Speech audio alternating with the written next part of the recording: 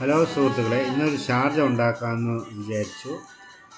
ആദ്യം നമ്മൾ മിക്സിയിലേക്ക് ഏലക്ക ഇടുകയാണ്. ഞാനൊരു 5 ഏലക്കയാണ് ഇടുന്നത്. അതിനുശേഷം പഞ്ചസാര ഇടും.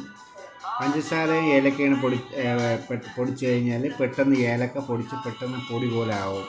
അതാണ് ഏലക്കയും പഞ്ചസാരയും ഇട്ട് ആദ്യം നമ്മൾ പൊടിക്കുന്നത്.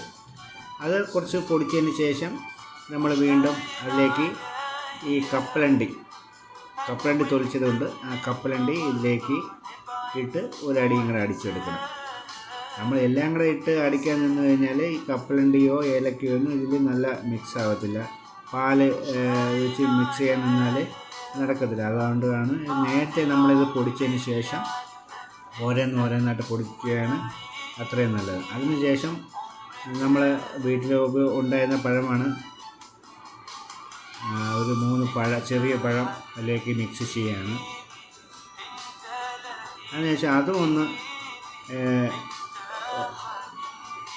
നല്ല മിക്സാക്കി എടുത്തതിന് ശേഷമാണ് നമ്മളിതിലേക്ക് ഉറഞ്ഞ കവർ പാലാണ് ഉപയോഗിക്കുന്നത്, മിൽമയുടെ.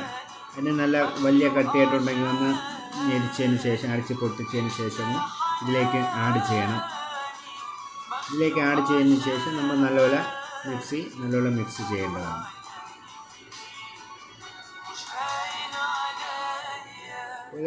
ഒരു 3 സെക്കൻഡ് 3 മിനിറ്റിനകത്ത് തന്നെ നല്ലതായി. ഇത് നോക്കും, നല്ല ഷാർജ നല്ല തെളിഞ്ഞേക്ക്. എന്നിട്ട് അതിൽ നമ്മൾ ആദ്യം ഗ്ലാസ്സിൽ നമ്മൾ ബൂസ്റ്റ് ഇട്ടിട്ടുണ്ട്, അതിന് ശേഷമാണ് ഒഴിക്കുന്നത്. അതുകൊണ്ടാണ് അങ്ങനെ ഇരിക്കുന്നത്.